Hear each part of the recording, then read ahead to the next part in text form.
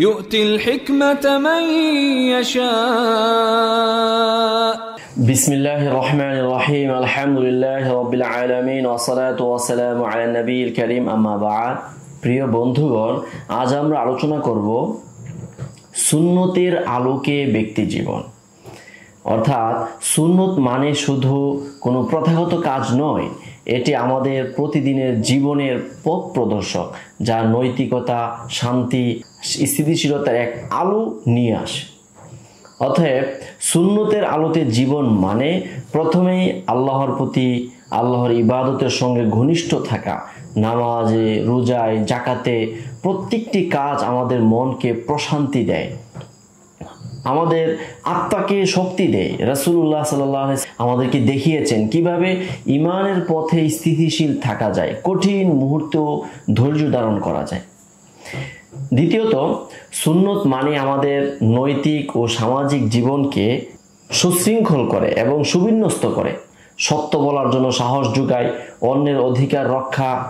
এবং সদয় আচরণ সবই আমাদের সমাজে প্রভাব ফেলবে একজন ব্যক্তি যখন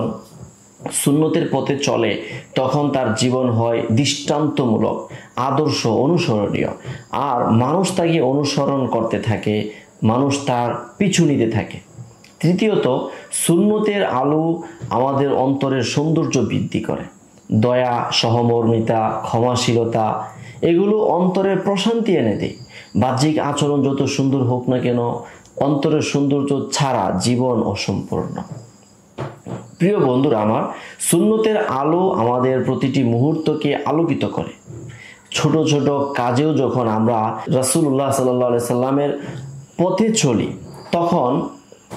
আমাদের জীবন হয়ে ওঠে শান্তিময় শক্তিশালী এবং এক প্রভাবশালী চলুন আমরা প্রতিদিনের জীবনে সুন্নতের অনুসরণ করি প্রতিটি কাজ প্রতিটি সিদ্ধান্ত যেন আল্লাহর সন্তুষ্টির দিকে নিয়ে যায় তখন আমাদের জীবন শুধু কাজেই নয় সমাজের জন্য এক অনুপ্রেরণা হয়ে উঠবে ধন্যবাদ আজ আলোচনা এ পর্যন্তই পরবর্তী আলোচনার জন্য অপেক্ষায় থাকি يؤتى الحكمة فقد أوتي خيرا كثيرا وما يذكر إلا أولو الألباب